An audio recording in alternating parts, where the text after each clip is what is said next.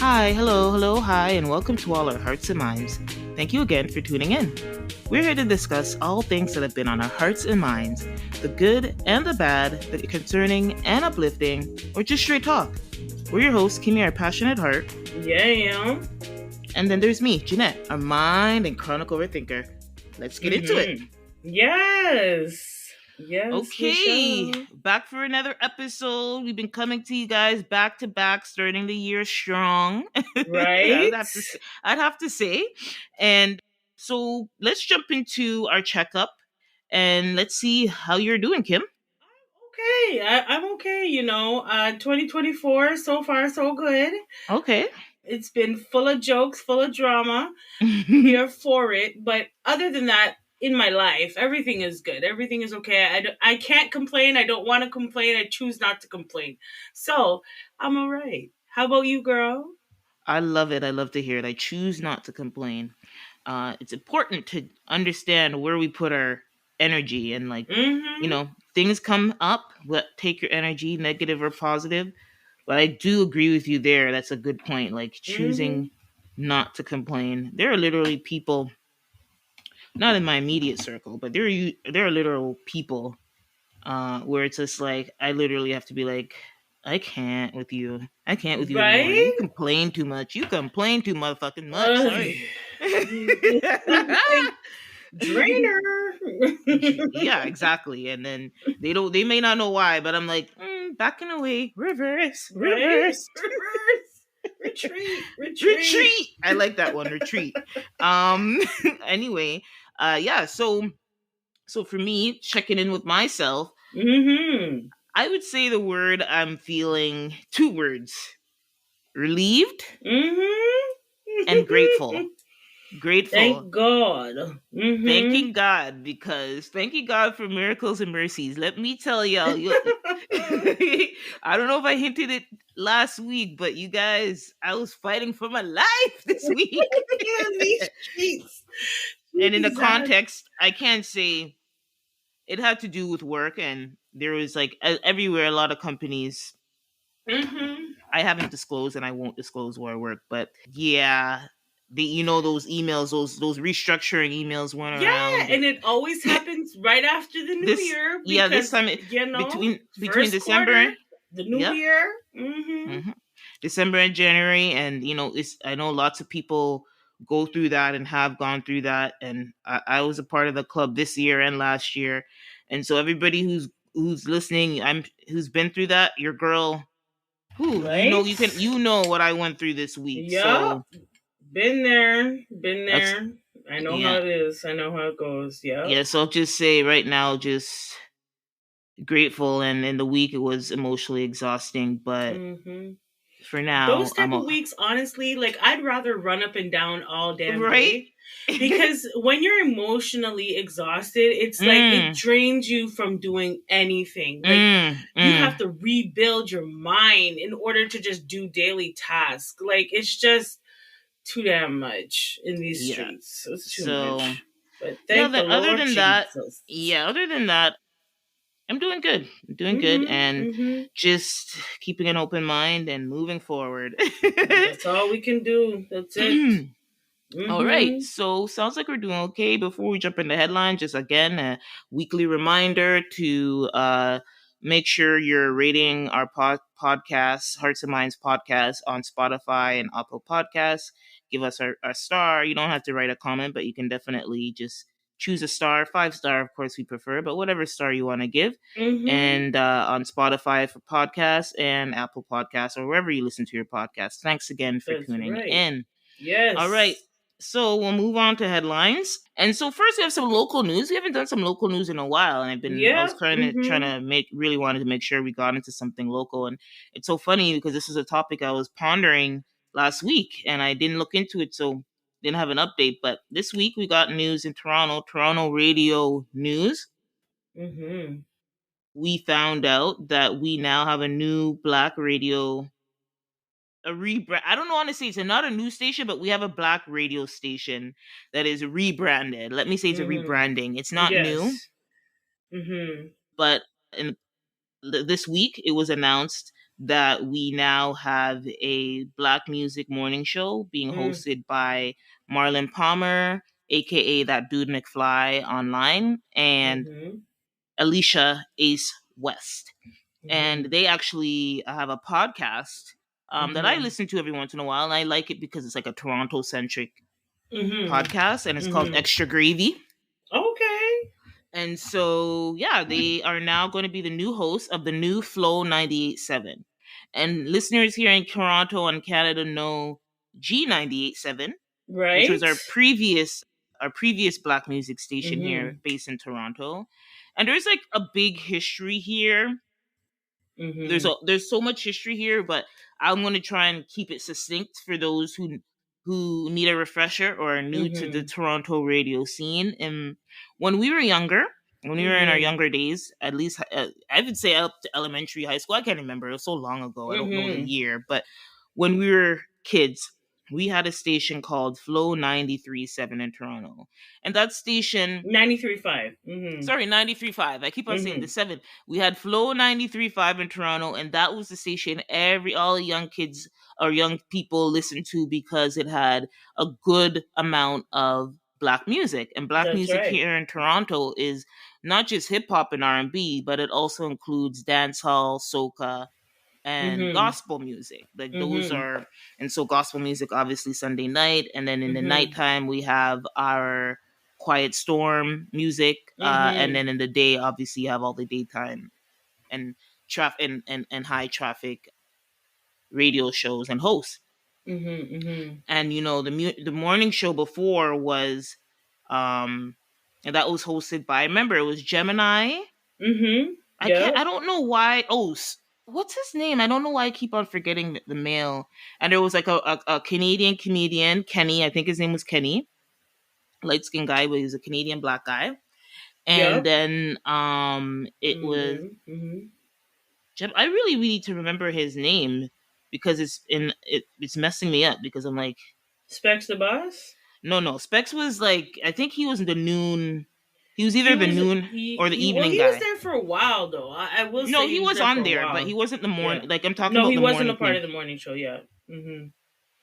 But I'm trying to remember the guy, and just because it's strong and Yes. Gem and Yes. Strong, yeah, Mark Strong and Gemini. So there, yeah, that's who they are. So they were the hosts of that show. Lombo goes on for years and years and years. Then all of a sudden, we get news that Flow 93.5 was bought out by another station, and pretty much we knew they got rid of the hosts that we are all familiar. Like you said, we had Mark Mhm. and Strong in the morning. We had Specs the Boss. We had Mhm. Dr. J. We Mhm. had, and there's another one, Red. I think her name is Red. I can't remember, something Red, and she's like in the evening. So we all had Black Toronto talent or of Mhm. Caribbean descent on the radio hosting like the prime time shows. Yeah. Mhm. We lose that show, and then that's gone. Black music on the radio is gone because they start playing more mainstream. They play a little hip hop, but like the But I program. do want to mention, because I think Mhm, it's mentionable, is that yeah. not only did they get rid of the show, but they got rid of everybody that was a part of Flow that made Flow what it was. And that's the part that I never really liked. It didn't sit well with me because they brought it to where it was, where another radio station or programming wanted to buy Flow. So the fact that they just disregarded their employees that made it that far was kind of disheartening. Everybody was kind of displaced and kind of had to find a job elsewhere. And so that's where 98.7, G Yes. 98.7 came into play. So, Yeah, so but we, go so, on. Hmm. so that's gone. We lose all that talent, and those people are out of job. It's pretty messed up. And now we have G 98.7, which is a smaller station, pretty much localizing the GTA. Like even I live in Scarborough, the most east point of Scarborough. I lived in the most east point of Scarborough, bordering Pickering, and it was not. It was shaky. Like the reception was not Yeah, good. Okay, yeah. so that's to tell you that because they only had the one tower, and like the other Hmm. station had multiple towers across the country, this had one tower, and it only pretty much served the inner city of Toronto. But anyway, it was owned by a Jamaican man, Mr. Gordon, a small enterprise, but he grew it. It was small, but he made a home for all the talent that lost their job at the previous black station, and we continued on. Go fast forward, I think they're on for a few years, a good amount of time. I'd say they Mhm. continued to run and grow the station. They got ads, they were bringing in some money, but unfortunately, Mr. Gordon gets ill and passed away, Mhm. and that's when things fall apart. And then, not about 2 or 3 years later, we hear about Jem and Mark and Jem again out of a job. Black talent is Mhm. gone because the station has been bought. Fast forward today, today's news. Why we're talking to you is now we have Flow 98.7. So they rebrand. They took the Flow from the old So 93.5 stupid. and they Yeah. added it Mhm. on to the G98. So now we have Flow 98.7, and the tagline is "Where Black Music Lives," which it's nice to hear. I think whoever is behind the marketing, they said it's the people, the masterminds behind it are Mastermind is one of the people who's a big Toronto legend. I think he was a part of the Flow 93 family too, maybe as talent. I don't think he was an exec at that time. But yeah, so Mhm. it's cool. So we're just happy Toronto actually finally has black radio again, and it's good to hear. And I think these are the perfect hosts. I know people might feel a way about Mark and Jem, but I think what they're trying to do, they needed new talent, and this is new talent that we're still familiar with. Mhm. The Toronto knows Ace because she's like a media exec. I mean, I know her from the Extra Gravy, but like learning more about her, she's very involved in the Toronto music scene and the Mhm. Toronto radio scene, and she's actually a previous employee of Mhm. the Flow radio show, and even I think she might have had connects with G98.7 already as well. And Marlon Palmer, we know him, that dude McFly, very popular Mhm. online, and yeah, I'm excited to see where this goes. But Toronto, we have a black music station. Happy to hear it with black talent.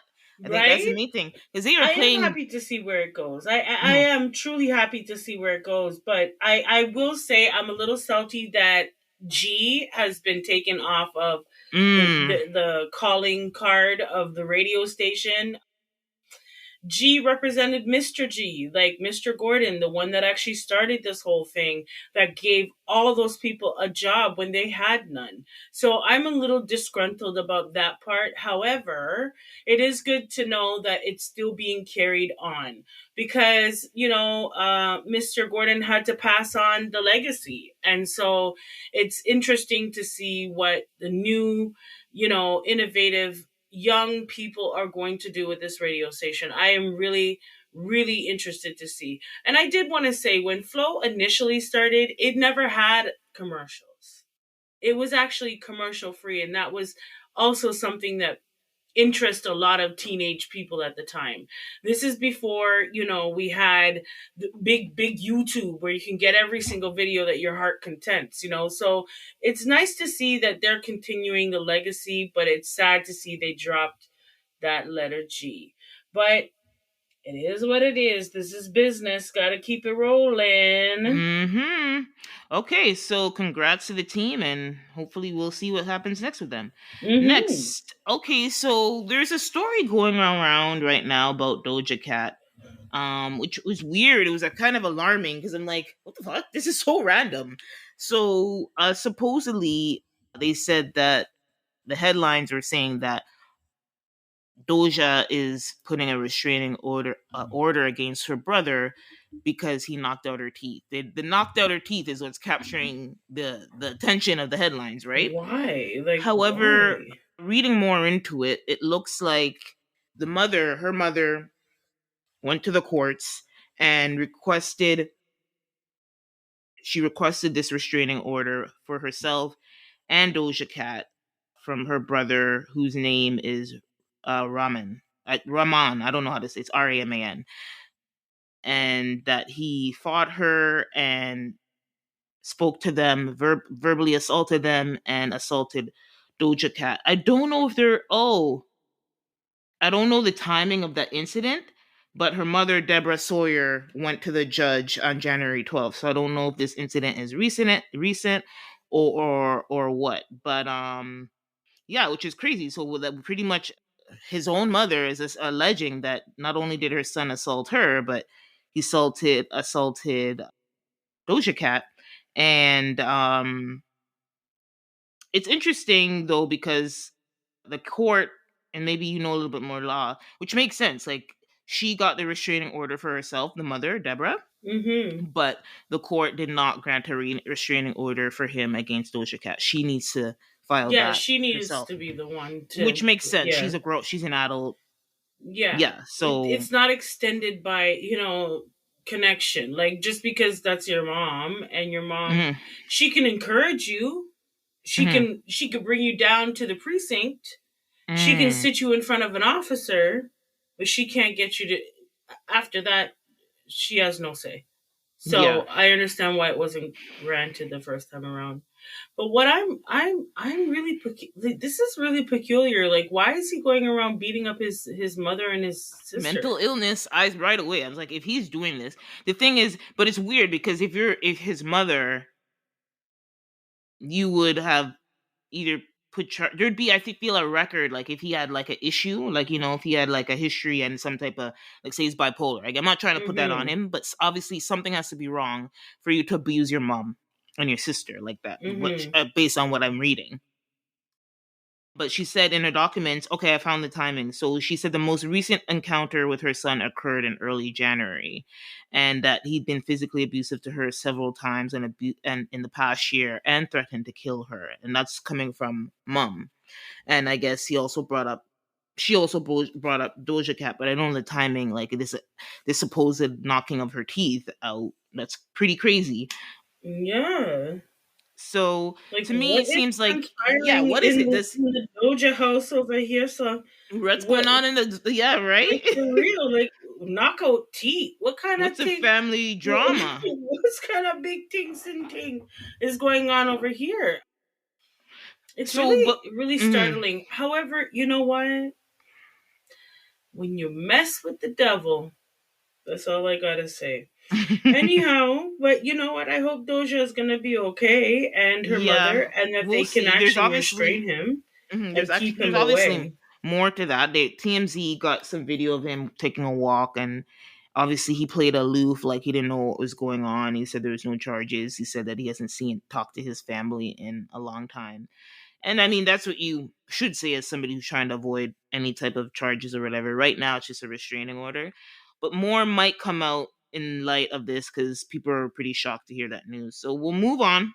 Mm-hmm. Okay, my girl, Issa Rae, her show, Rap Shit, was Mm-hmm. announced to be canceled. We won't be getting a season 3 for Rap Shit this year on HBO Why? slash Crave this year. And it's crazy. And I was like, what? Because again, it's crazy. Like, socials were like really upset. Like, I mean, I'm upset, but I don't know. I think it's one of those shows. Well, first I'll say it's interesting because what I did find weird was the they did a lot of their press like midway through the season. So yeah, Mm-hmm. I saw, maybe because I follow a lot of people in Issa's circle. Like, I knew when the show was coming back and everything. I follow Issa, I follow her friends, so Mm-hmm. obviously her circle is going to post a lot about the show. But I can't say I didn't see a lot of promo, like how they Mm-hmm. had promo for the first season. Like, there was a lot of Mm-hmm. promo for the first season of Rap Shit. And it was weird that these girls didn't really go out doing podcasts and shows until like mid-season. Like, that's when I really saw them kind of promoting the show, which was, I guess, in hindsight, must have been a bad sign as far as I'm concerned. So I saw this tweet from somebody and made me ponder, as we talk about, we were talking about the colleges, we talk about the Harvard woman who had to step down, we talk about all these DEI programs that are under threat, and affirmative action trying to be actively removed in the US. Mm-hmm. And so somebody made this tweet: that little DEI wave in media post 2020 was so short lived. Saturday's Rap Shit, Sweet Life of Los Angeles, The Wonder Years, Queens, All Rise, Southside, Grand Crew, and so many more black shows I loved watching are canceled. And I was like, there's something, I don't know, there's something there though. Hmm. Because I feel like Rap shit.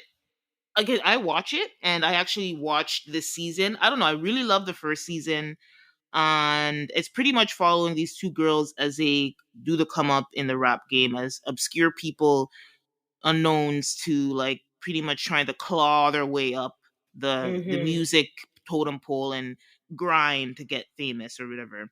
And what I really love about it that's unique is they know they play the social aspect, the social media aspect. And so Mhm. they'll have a lot of episodes where you're talking like it's like you're seeing a live, like you're in the moment of a lot somebody shooting a live or all Mhm. these social media moments. It's pretty smart, and like Issa Rae, you're gonna get something interesting, right? Mhm. Mhm. So yeah, it's gone, and they had a really. It's crazy because people who listen, who watch, they had a cliffhanger that was crazy. Chastity, their former manager, who they screwed over, was Mhm. ready to for some payback, and so Mm-mm. unfortunately, you're not going to see how that goes. But I'm really Mm-mm. looking at HBO sideways right now because First Lovecraft Country is not coming back, which was a big black show, and now Mhm. this one. I want to know what's going on over there. Are they struggling? What is it like? Maybe. Maybe. I We don't mean, know. But RIP to rap shit. They're really good at talented people. Probably more to come for them, but that's gone for now. I'm sure Issa will think of something else. She's a Yeah, you know, she has brilliant, plenty. brilliant woman. Well, So, the thing is, she had to yeah. deal with HBO, so that's why all her shows are going through HBO. Even that Mhm. Sweet Life Mhm. that I mentioned was her Mhm. reality show. But yeah, we'll see. All right, we'll move Mhm. on. So, bad news for Snoop's daughter, Corey Broaddus. She's 24 years old and just suffered a severe stroke. Mhm. Something that I didn't know in reading up into this is that she has lupus. I did Yeah. not know that she had lupus. Yeah. Lupus is dangerous, man. Yeah, it's just an Mhm. autoimmune disease that's pretty common in colored people of color. Yeah. A lot of particular like black people, but I know Spanish people and get it a lot too. Mhm. So yeah, she posted on Thursday that she was hospitalized and that she suffered a severe stroke. Severe is crazy, like because there's I know there's different levels of a stroke, but that's scary either way, even if it was minor. Yep. Yep. For her to be so young, lupus or not. So yeah, so she made a post, and in it she says she did a post on like she had a stroke. Then she says, "I truly appreciate all this support. For real, again, I'm human and I go through shit like everybody else, which is why I'm so open about my life because I feel alone, but we are never alone. Someone is always going through Mhm. damn near the same shit, same thing. Or worse. Mhm. Still here, hoping to be soon. Still here, meaning she's in the hospital." Mhm. Mm, yeah. And so there is historically, Snoop has talked about the battle that his daughter has had with lupus. Again, I just learned about this today. Mhm. But Me too. he did an interview. She did an interview sometime last year talking to people saying that I stopped taking all my medications 5 months ago. I'm just doing everything natural, all types of herbs, sea moss teas. I started working out, drinking lots of water. So now my body's like, okay, this is a new program, and she's getting used to it. And for farther to that, and I get that. Like, I think somebody who has terminal illness, like Yeah. taking medication is also poisoning you. Like it's people don't want to say that, if you're in a medical condition, like there's some medication you There's need to always side effects. there's always There's side always side effects, but there are effects. side effects to taking medication for long term, even if it's Oh, essentials. definitely. There's So always side effects. Whether mm, they, especially over a prolonged period of time, mm, it wears and tears on your liver. It wears and yeah, tears on the the rest of your kidneys. body, your Mm-hmm. kidneys. So, yeah, you can go 20 years taking this medication, but it will eventually your medications will turn into from one pill to five. Yeah, that's crazy. So she said further to this why she decided to stop is I've had medication since I was 6 years old, depending on these drugs all my life. So I wanted better for myself. I wanted to change because it just became a lot. I'm only 24 years old, taking 10 to 12 days, 10 to 12 pills every single day. Jesus. So I just went cold turkey. So No, that's the mistake. we'll see Her Is body she? depends on those drugs. Well, I don't know. I don't know her affliction really, how they treat Yeah, but look what this happened when illness. she did decide to come off of the pills. She had a So, stroke. well, yeah. So, but we don't know, and so yeah, we'll find out more. I'm sure she has been pretty vocal in the past year, and just in general, being present online. I think she even committed suicide. Tried to, yeah. She attempted suicide sometime in the last two Mhm. years as well. Mhm. So hoping for the best for Corey and Snoop and the family. It's pretty tough, but prayers up for Corey Broadus. Yes. All Yes. right, so we'll move on to.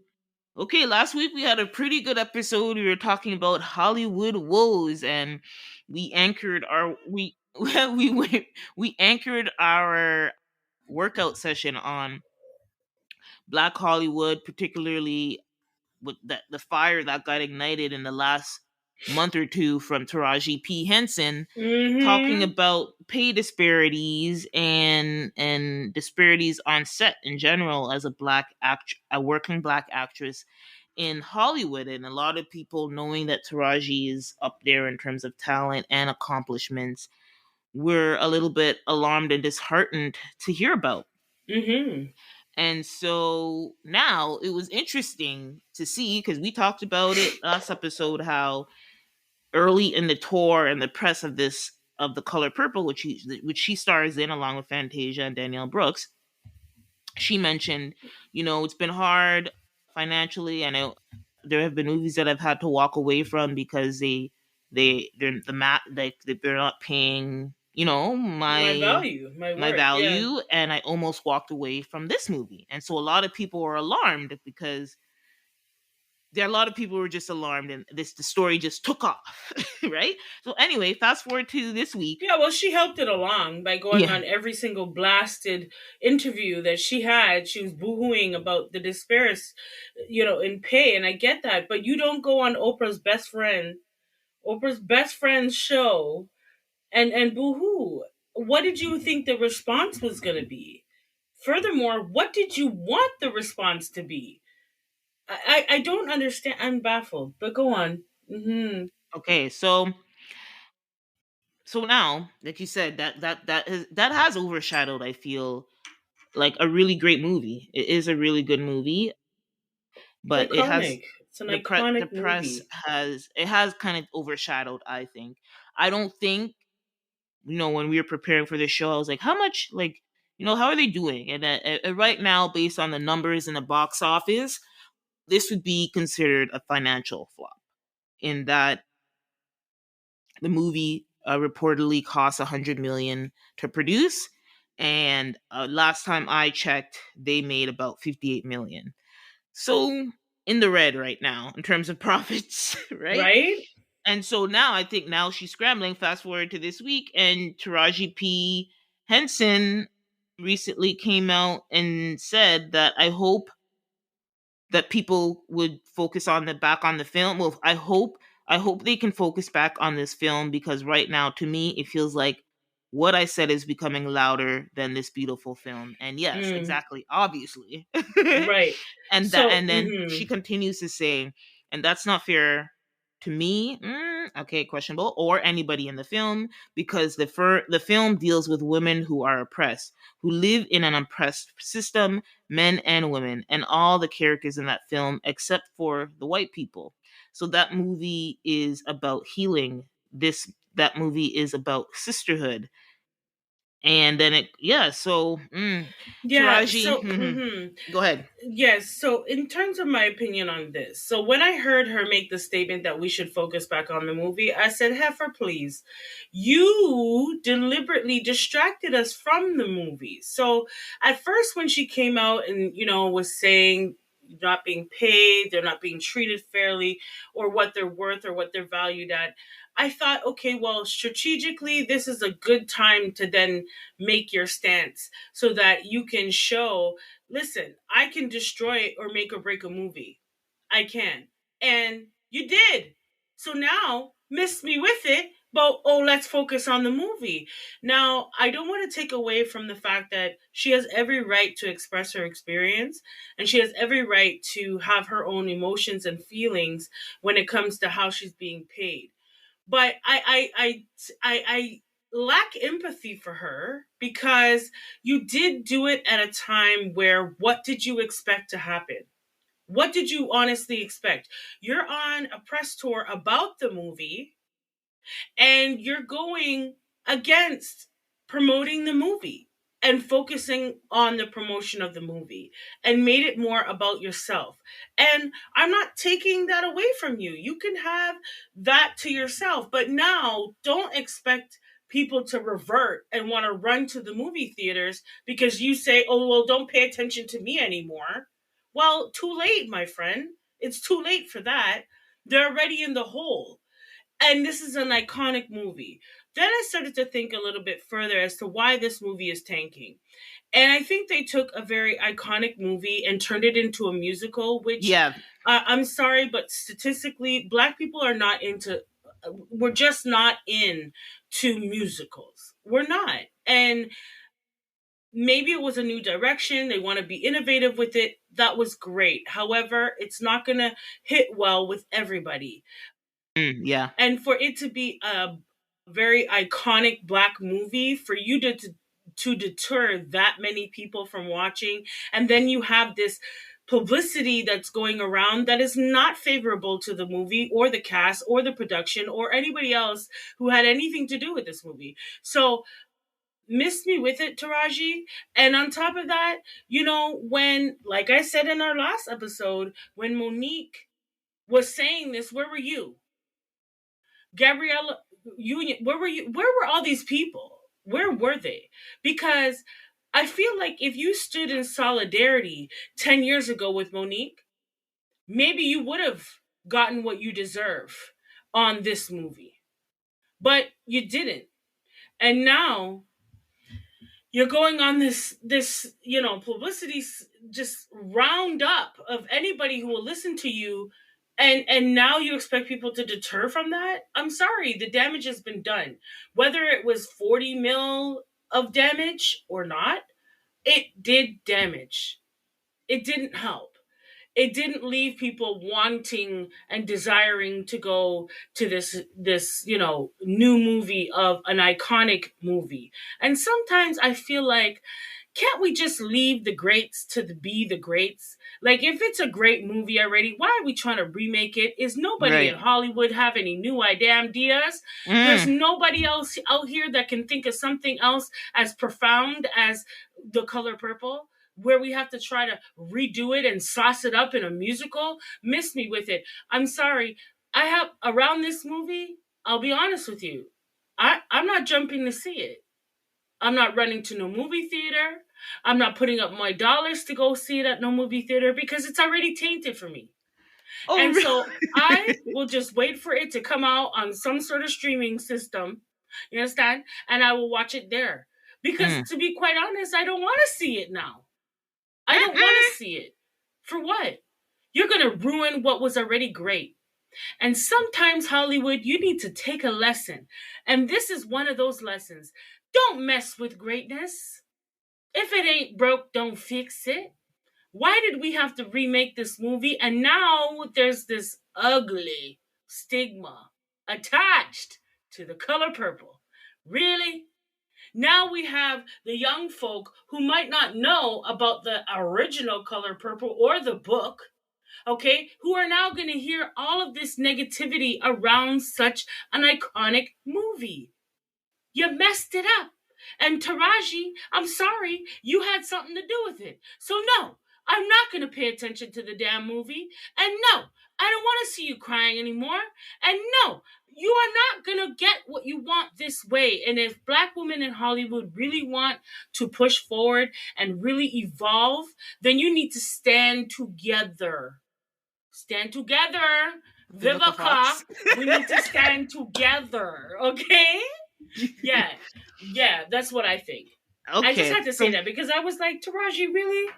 Yeah, Miss I me mean, with it, please. I want can't. to be. I'm more soft with it, but there is. I call bullshit on her saying, it's not fair to me, or and it is not fair to anybody in the film. You can't. It's not fair to you. I mean, you have to own that I hate. You started it.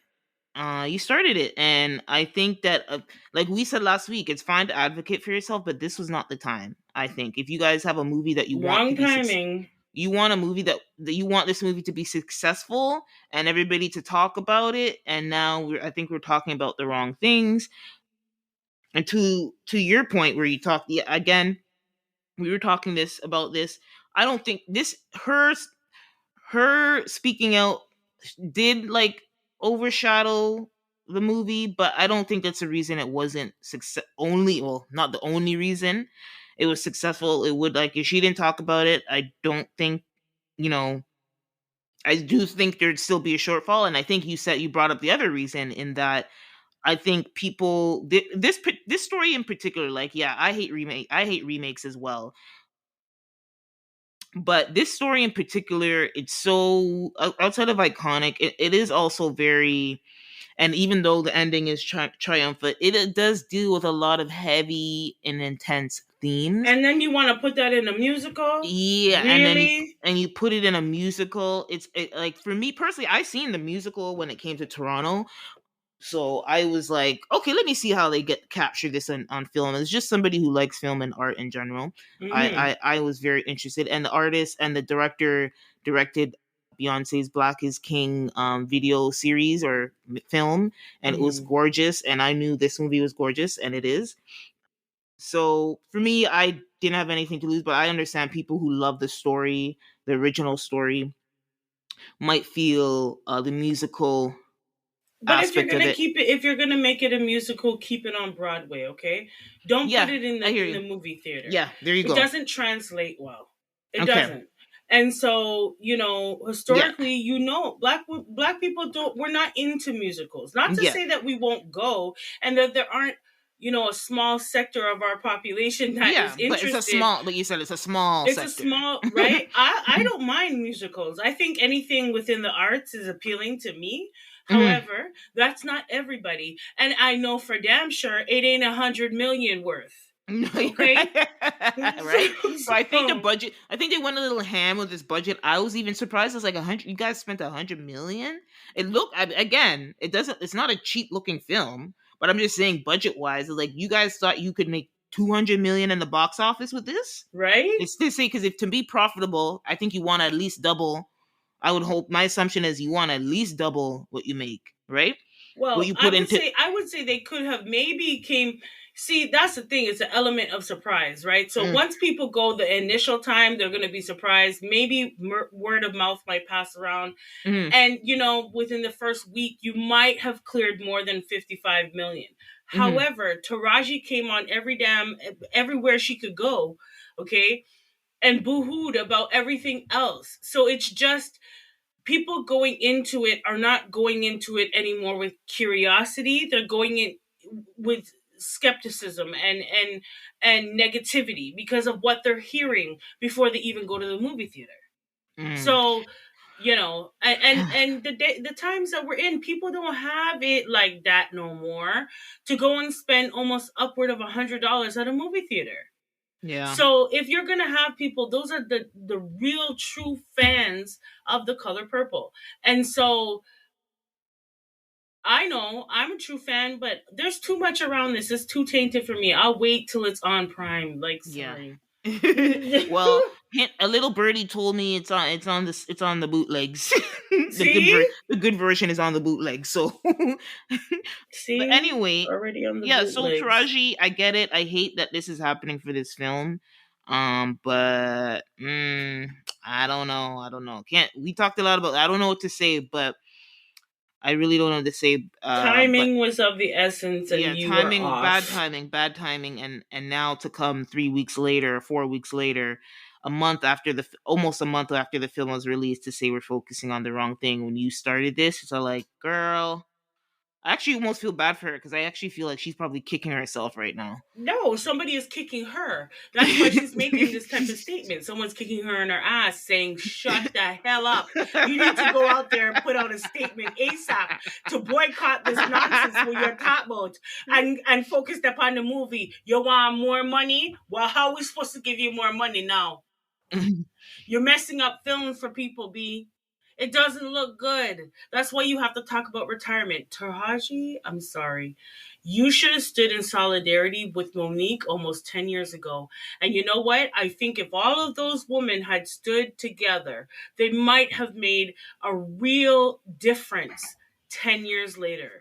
And instead of them saying 10 years later that they're not being paid appropriately, maybe they could have said, we're closer to where we want to be. I don't know. But I'm sorry. No, Monique was out there on the ledge by herself. Okay? Nobody went on the ledge with Monique. She was out there by herself for years. Okay? And when she finally got a comedy show on the big Netflix, she bombed. I'm sorry. She Oh yeah, did. it was her She big bombed bomb. horribly. Right? Let's not forget that she did bomb, but She bombed. we live and we learn. But she still, bombing or not, she deserved that. Like you said last week, that she deserved at least a chance, and she got her chance. No matter what she did with it, she got her chance. Mm-hmm. All right, so we'll move into our last topic, another semi-local thing. Mm-hmm. There's a viral video of Mos Def, now known as Yassine Bey, doing an interview, a podcast interview, and the interviewer brings up Drake, and he comes back saying that Drake is pop to me. In the sense, like, if I was in Target in Houston and I heard a Drake song, it feels like a lot of his music is compatible with shopping. Dry. I Or was you gonna say elevator music, but anyway. or no, that'd be worse. Okay, or shopping with an edge in Oh certain God. circumstances. That's what he said. Right. It was what they don't include in this article is he also says, it speaks capitalism. I was like, ooh, true, That but hurts. like, yeah, That right. hurts. So Because I know Drake would have looked up to someone like Mos Def. I think he would have looked up to him. So for yeah, him to be yes, saying this about him, it, yeah. So he said that, and Drake is too sassy not to say anything. of course, Drake is not gonna pretend like nah. he didn't see or hear He that, is the right? clapback king. That's what he He is. right? So he's done a few things. So I want to collect I'll call out the things so far. So he had a story, he put up a story in this beautiful, I don't know, it's like a condo, beautiful condo overlooking a cityscape, and there is like a speaker, a microphone there, and headphones in the photo, and it says at the bottom, they're always eager to go there and quick to forget how we got here, right? And so Mm-hmm. again, Drake is notorious for being quiet when there's something happens, but then next album Yep. there's going to be references, Yep. right? Big time So what? references. Nobody should be wondering how we got Nope. here if there's a Mos Nope. Def diss. Then there's a story that a local Toronto DJ is telling on Instagram, and then what's his name? Ricky Dread. And he Mm-hmm. tells a story. It's so crazy. He tells a story how Mos Def came to Toronto, was partying, it was high as hell, and he met this girl, or stripper girl. He was that wrapped him up, and he literally married that girl like 3 weeks later. Right? It's like a crazy story. I saw it on Instagram, and then Drake comments on the story and says Bohemian Bucket. And Mm-hmm. and now in the streets, bucket means like you're a custody now, like you're like a Mm-hmm. crackhead, like a drug addict or whatever in Toronto now, in Toronto slang. So it's like, because the way the man recounts the story, I listened to the clip. I was like, damn, what was Mos Def on? Mm-hmm. He was like acting out, right? So I mean, that's a story. That's somebody's point of view. Who knows if it's true? But it was a funny story, and so that's why I guess Drake calls him a bohemian bucket. And today I saw Drake posted a video, a very extended video of being in his big ass mansion on up at Bayview. There, I can't remember the name of the street, but the richest area in Toronto, and going through his house by Mhm. himself. He's like a day. It's like a day in the life kind of video. He goes, gets a cup, lights up some hookah, blows some Mhm. shisha, blows some smoke in his cocktail that he makes in his bar, goes into his pool. Goes pretty much. It's like, Mhm. I'm too rich for this shit. Like, what? Like, pretty much, Right? that's the message I got from it. It's like, and then he like unbothered, kind of like, remember when Omarion with all that shit was going on. Mhm. It was giving unbothered. It was a typical Drake sassy reply, but it's a reply nonetheless, as far as I'm concerned. Mhm. And so yeah, and there was like another clip that I saw. I can't remember. I couldn't find it when I was putting together my notes. But anyway, I mean, I think it's as much as I'm not a Drake fan because he's just from Toronto, but I'm a Drake fan because like consistently he's just consistent. He just, like, you know what I mean. Mhm. But I do, on the other hand, like most deaf, I totally, he's not wrong. It's 100% right. a Yeah, hundred he's not percent. wrong. I can like Hundred Drake and percent admit right. he's pop. Yeah, he's a pop rapper. He's definitely a pop rapper. And you know what, Drake? Here's the thing: is that this is what it seemed like you strived for. Like you're on the Yeah, radio all the time, and a lot of your songs. I'm sorry, I have to agree with him. They are, shopping on the edge, like type of music. There was a time where you actually put out some really dope music at one point, and you did get more cookie cutter. I'm sorry, Drake. yeah. Uh, He it's he a does. sticky place to be because you know what? As a Canadian, it's like nice to see he has gotten so far into the lane of the U.S. music world because we don't have much over here. It's the truth. Yeah, it's We're the just truth. talking about one flipping radio show with all of Toronto, Yeah, okay? for black music, for For black black music. music specifically, right? So Hmm. it's nice to see that he carved out his own niche, but in the same breath, it's a part of the pop genre. I don't Mm. know his hard, and on top of that, I'll be honest with you, Drake. Like a lot of your music has been sounding the same. It has. It's kind of been sounding the same. So I can see why maybe someone like Mos Def, which was an underground rapper who made it up from the underground, you know, to do great things with his career, even outside of music, because he's a dope actor, as a matter of fact. Yeah, yeah, And so I can see why he would say that, but you know what? I think this is Drake's best way of handling the situation with still trying to show most of, like some respect. You yeah. know what I mean?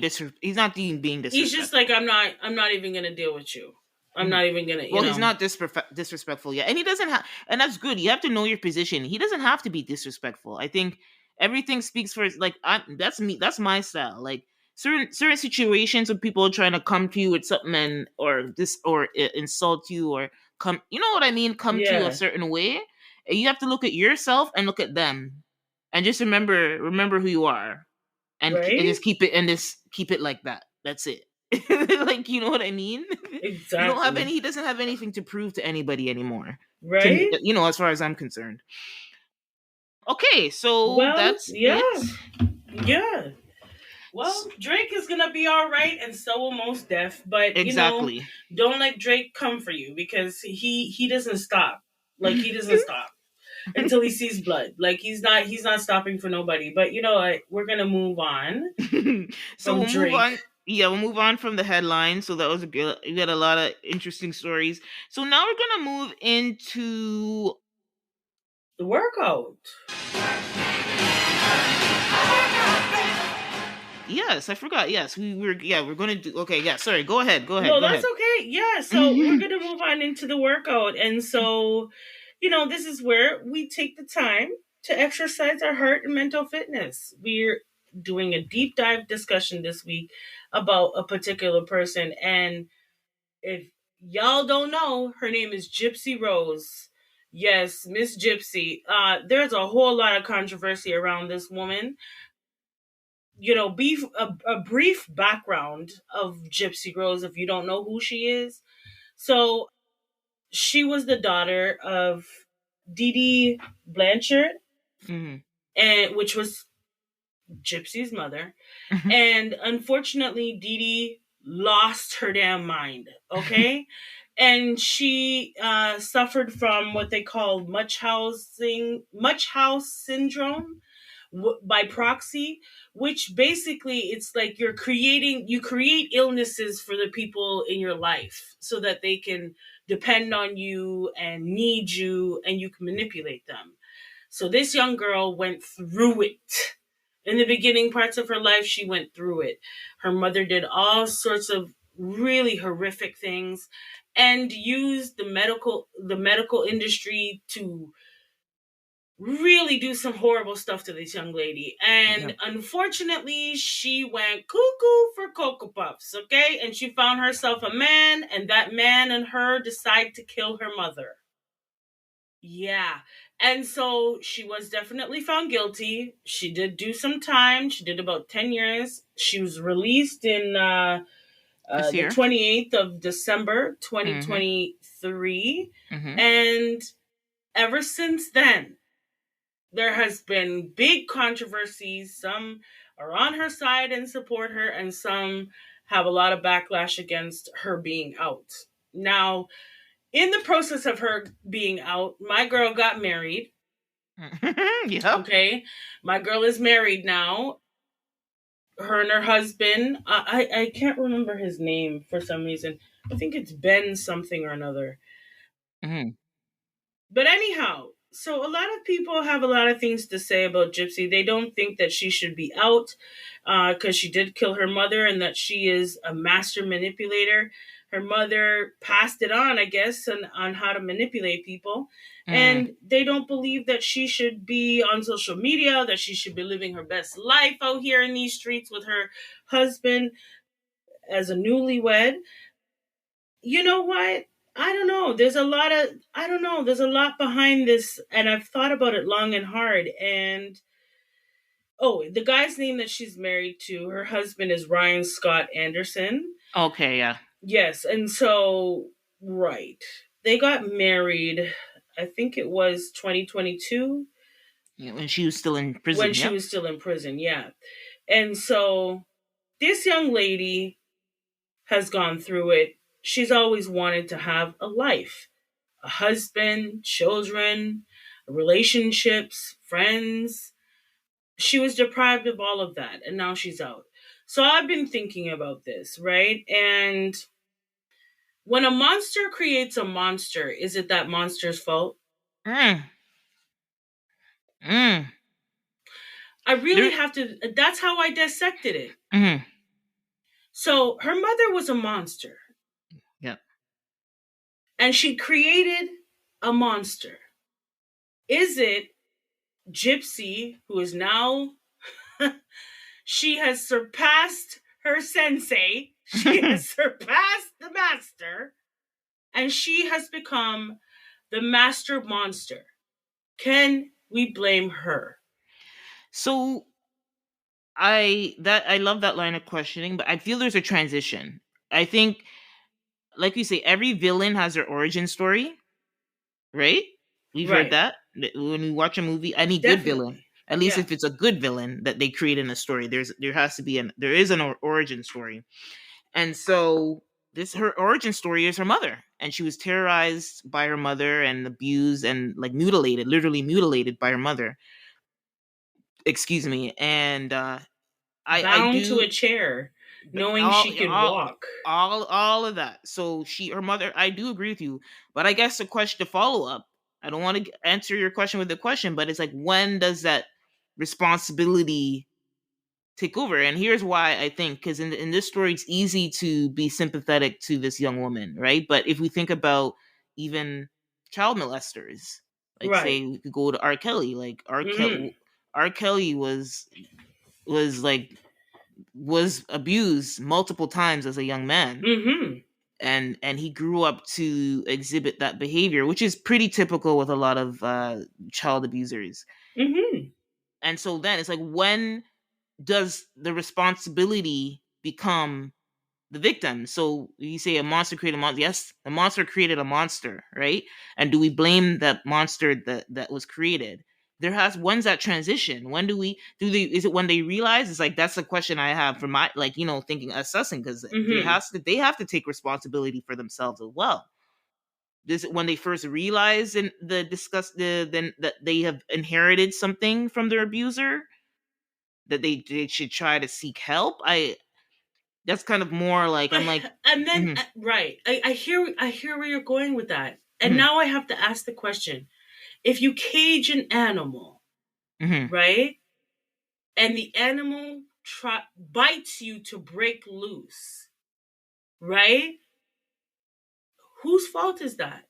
Yeah, well then, yeah, The person that caged the animal the or the person that animal caged themselves? the person who caged it, the cager, for sure. In this, Right? Okay, so mhm, this is so now I'm gonna relate it back to Gypsy. mhm, Gypsy was a caged animal. mhm, She was. I don't care what nobody tells me. She was a caged animal. This young girl knew that she could walk and she was bound to a wheelchair from a very early age. Very early age, okay? Number one. Number two, this woman had her teeth removed, shaved her head. shaved her head, made her go through very, very invasive Mm, procedures, mm, mm, okay? mm, And nothing was wrong with her. Now, mentally, she was definitely caged, right? And we already know that your mm, mind controls how you move. So if my mind says to my hand, pick up the phone, my hand will pick up the phone. Well, this is the girl. I want to get out of here. I want to live a life. I want to have friends. She couldn't tell nobody. She couldn't talk to nobody. She literally was a caged animal in her mind. mm, Now, here we are, and she tried to break loose. Her mom caught her, brought her back, punished her. So, at what point do we say, well, she, it was survival? Listen, as a Christian, now I have to take it to the Christian side of this. An eye for an eye is not always the way. mm, And Jesus did not die so that we all live an eye for an eye. You know? So, she shouldn't have killed her mother or mhm. been a part of the plot. Yeah, But I have to ask the question, what else was she to do? yeah, Nobody and would believe her. yeah, Nobody would believe her. Her mother had the entire community convinced. Okay? They were giving her donations. They were funding her mother's like everybody around, including medical staff, doctor after doctor. Nobody believed this woman. How would she have done it any other way? Tell me. well, I'm actually with you. I'm personally like, I'm not sorry that her mother went that way, and maybe it's bad, but I'm not biased. I think like that she was a child abuser. So screw her. But yeah, and the thing is, if again, he said her mind was totally wrapped up, even though she had enough sense to know, oh, this is messed up. My mom, like, I'm not sick, and my mom's trying to pretend like she was Mm-hmm. old enough to know that this is messed up. I think she was in the mindset of my understanding, so no one's gonna believe her. The mom's already told everybody, like, now she already looks like an invalid, right? So people are just gonna think, oh, her head, she's not mentally stable, and they're just gonna be Exactly. like, there, and then send her back to home. So she really, like you said, the cage animal analogy is actually perfect. And so I personally don't know what she could have done. I'm on the side, like, we're bringing this up because there's not weird, but there is an online debate where people are uncomfortable with the celebration of her release. Right. And then there's obviously people like you and I who are like, this girl didn't have a choice, and she's out and she's just living her life. Exactly what she was dying to have. Yes. Yes. Yes. She was dying to have it. And like, okay, here's the thing, right? Is she's now 32. Yep. She's now 32. So she is now getting a chance. All those teenage years, you remember when you were in high school, you had your first date, you went to your first dance, you kissed your first boy? None of that happened for her.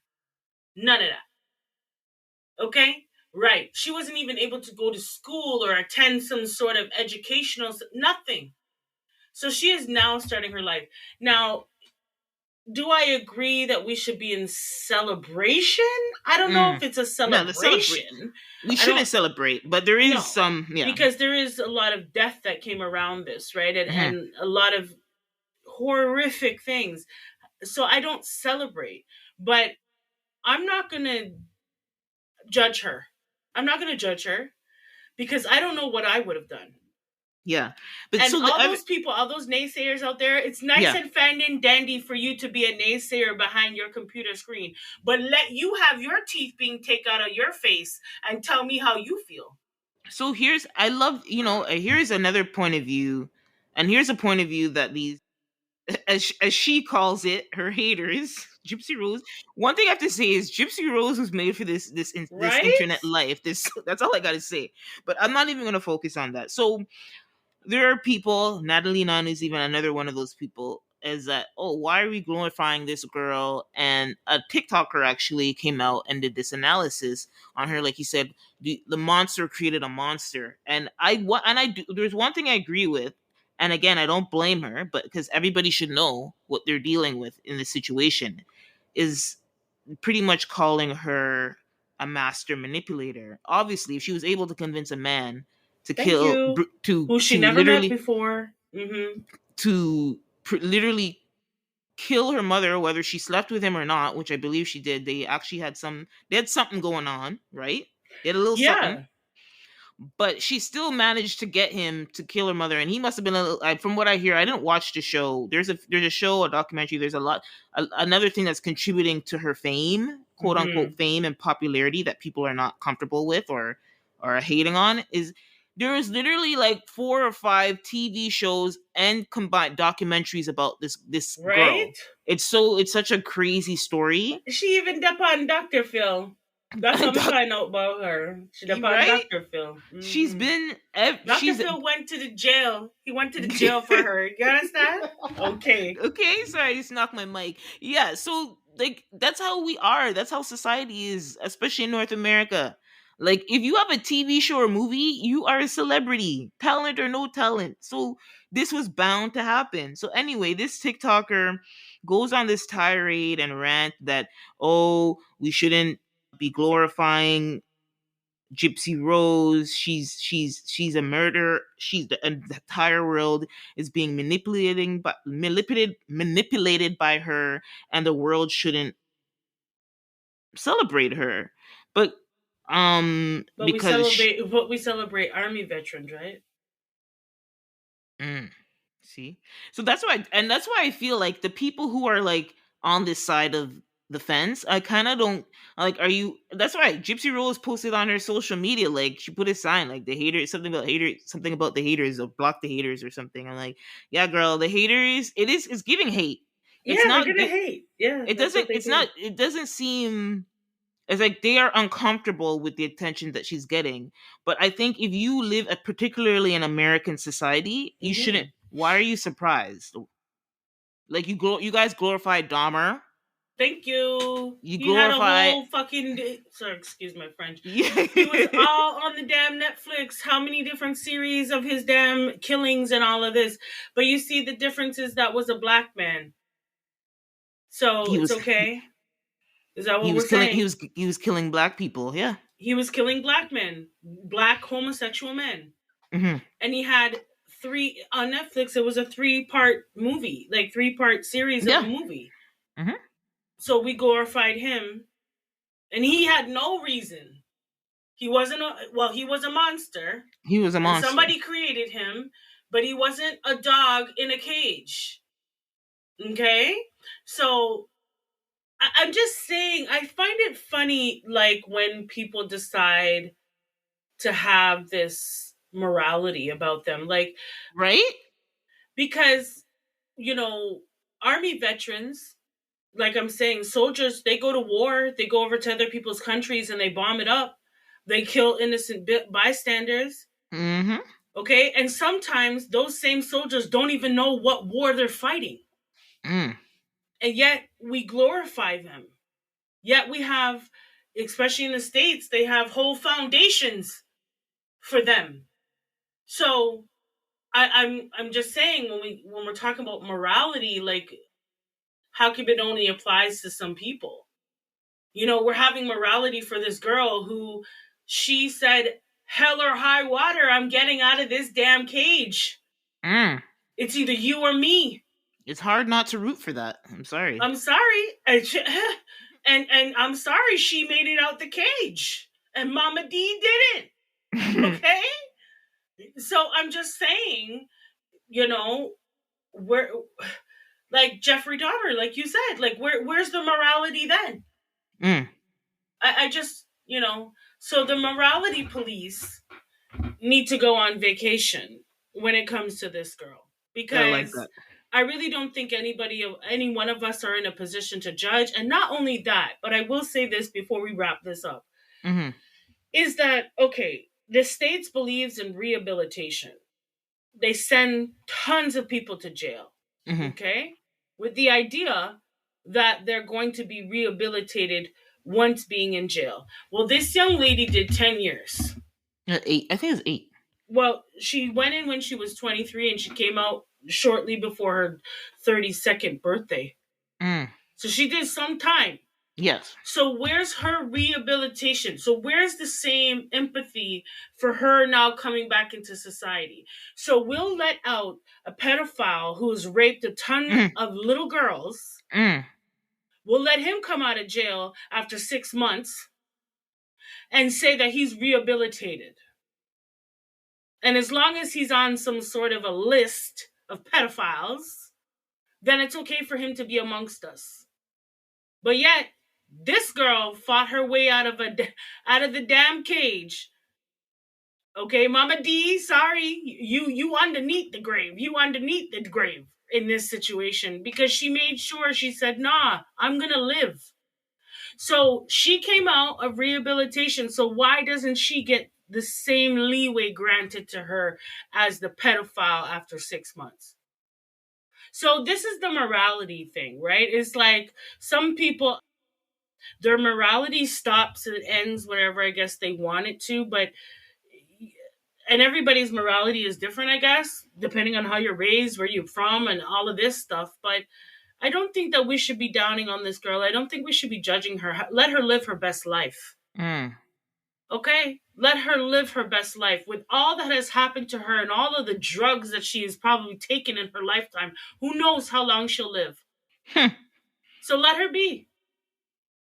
How about we come out of Gypsy Rose's back pocket? How about we leave this little girl alone, this young woman, to live Yeah. her life? She paid her dues. She paid her dues. So Right? So what happened to that? But you know what? Gypsy Rose, I think you're going to be just fine, because, girl, you out in these internet streets. You are yeah. not missing a beat, okay? I hope you live the life that you have been wanting and desiring for a very long time.